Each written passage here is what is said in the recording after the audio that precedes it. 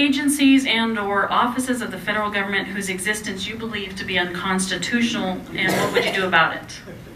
Well, I think there are a number of problems with constitutionality with what happens at the federal level. You just look at the health care bill and what happened with that, forcing the private sector, private citizens to buy a product they may or may not want.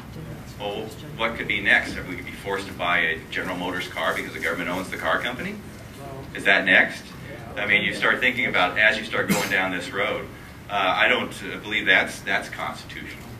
And so, I mean, you start thinking about those pieces of the puzzle that could be pared back or removed. But that's one big one. You're talking about a $500 billion tax increase. $500 billion. That was a $150 million hit to the Boeing company alone.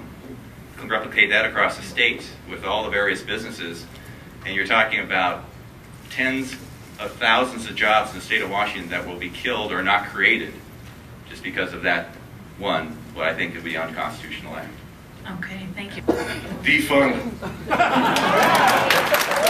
Yes, there are. There's lots of them. We've got the Department of Energy that was supposed to make us oil independent, and we're more dependent than ever. So there's a lot of high-level jobs there that need to go. Department of Education, public broadcast. I mean, I can go down the list.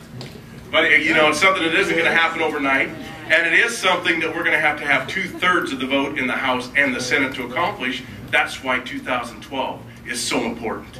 We got to stay diligent. We got to motivate our troops even more. And that's what Sarah told me today. She goes, we all got to become together. One force, one direction, and take this ball to the other end of this field and score a touchdown. That's what we're going to do. Washington State Campaign for Liberty is a 501c4 lobbying organization which neither supports nor opposes candidates for public office.